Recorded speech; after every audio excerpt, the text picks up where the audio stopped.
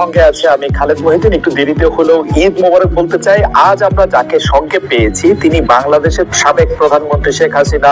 পরিস্থিতিতে বাংলাদেশের রাজনৈতিক মেরুকরণ, যারা ক্ষমতায় আছেন, যাদের অন্তর্বর্তীকালীন সরকার, তাদের সম্ভাবনা এবং ভবিষ্যৎ নিয়ে কথা বলার জন্য আজ আমাদের সঙ্গে রয়েছেন বেগম খালেদা জিয়া, বিএনপি সভাপতি। তিনিও আসলে বিএনপি চেয়ারপারসন, তিনিও আসলে চিকিৎসার জন্য লন্ডনে গিয়েছেন। শেখ হাসিনা, আমি আপনার কাছ থেকে জানতে চাইবো যে আন্দোলনে শেখ হাসিনার পতন হলো, সেই আন্দোলন সম্পর্কে অন্তর্বর্তী সরকারের প্রধান উপদেষ্টা ডক্টর মোহাম্মদ ইউনূস যুক্তরাষ্ট্রে বিল ক্লিনটনের উপস্থিতিতে একটা অনুষ্ঠানে বললেন যে আন্দোলন খুব পরিকল্পিতভাবে চালিয়ে নেওয়া হয়েছে, কিছুই হঠাৎ হয়নি।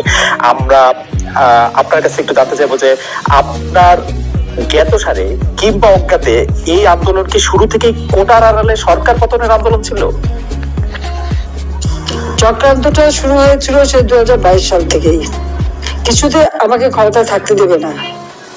আর বাংলাদেশ যখন উন্নত হয়ে গেছে, যারা এই সুদখোর ইউনূসের তো বহুদিনের লালায়িত স্বপ্ন, আর তার মদতদাতা আজকে এটা প্রমাণিত।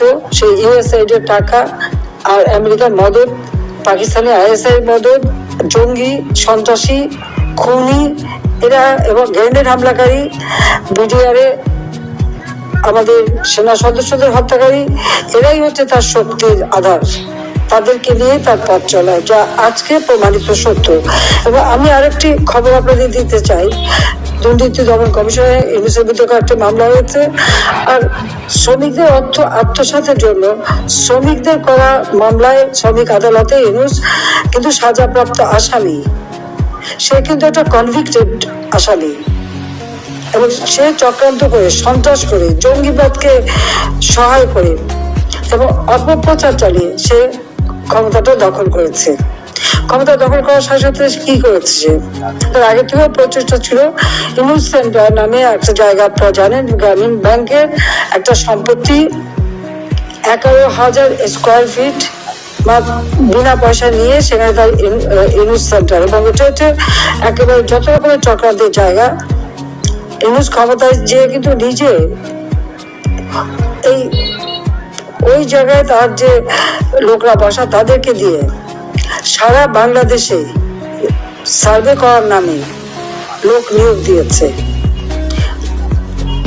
ঢাকা জেলার জন্য 40 জন, আর তাছাড়া সারা বাংলাদেশের জন্য তার প্রায় 80 থেকে 100 জনের টিম।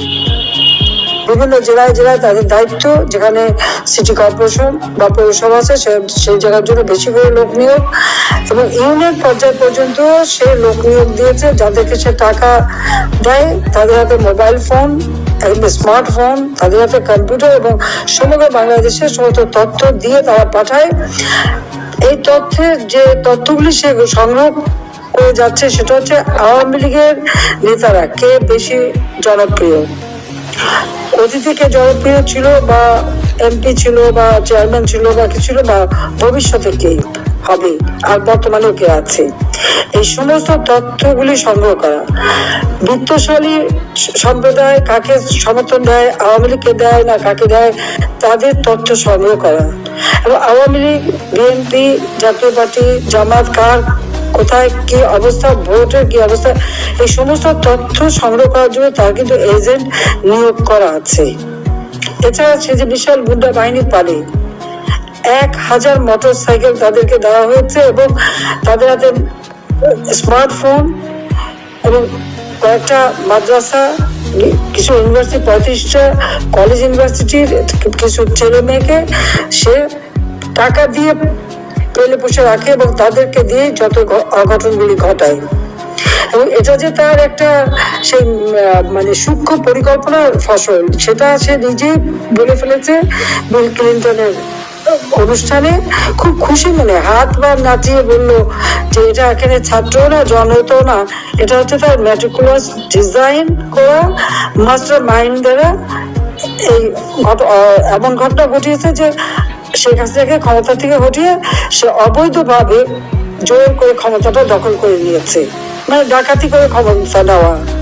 এবং ক্ষমতা নেওয়ার পরে আওয়ামী লীগের উপরে যত রকমের অত্যাচার, আর এই অত্যাচারে আরো উৎসাহিত হয়ে বিএনপি আর জামাত তো আছেই। কারণ জামাতের কথা হচ্ছে আমরা যুদ্ধাপরাধীদের বিচার করেছি, জিয়া রহমান যুদ্ধাপরাধীদের মন্ত্রী করেছিল, আর যারা সাজাপ্রাপ্ত আসামি তাদেরও ছেড়ে দিয়েছিল।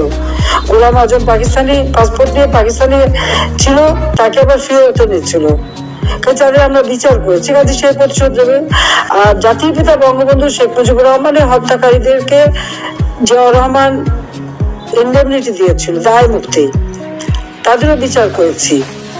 আজকে আপনারা দেখেন 7ই জুলাই 2024 সালে যে আন্দোলন, পুলিশ তো কিছু বলেনি আন্দোলনকারীদেরকে, আমরা তো কিছুই বলিনি, এবং তাদের সাথে আলোচনা করা, তাদের পাশে থাকা। মেয়েরা যখন পথে নেমেছে, তাদের নিরাপত্তা, ওই মেয়েরা যখন স্লোগান দেয় শেখ হাসিনা পদত্যাগ চায়, আর আমি তখন তাদের নিরাপত্তা দিই যে তাদের জন্য কোনো রকম অসুবিধা না হয়। আজকে তাদের অবস্থাটা কি? এখন মেয়েরা ঘর থেকে বেরোতে পারে না। তারা এমনই আন্দোলন করলো, এমনই স্বাধীন করে ফেললো দেশ, যে এখন নিজেরাই ঘরবন্দি। এখন যাবে কোথায়, তারা কি করবে? আর সেই যেটা কোনো কোটা ইস্যু ছিল না, সেই কোটা আন্দোলন বা তাদের কোথায় গেল? আর এখন সপ্ত দলীয় করেন, এই অস্ত্র লাঠি সোটা নিয়ে চিফ জাস্টিসকে পদত্যাগ করতে বাধ্য, জজকে পদত্যাগ করতে বাধ্য। কোনোদিন এই অবস্থায় কখনো বাংলাদেশকে ভাবতে পারেনি। শিক্ষকদের চাকরি থেকে বের করে দিচ্ছে, ইউনিভার্সিটি, কলেজ, স্কুল সব জায়গায় ছাত্রছাত্রীদের অপমান করাচ্ছে। প্রতি পদে পদে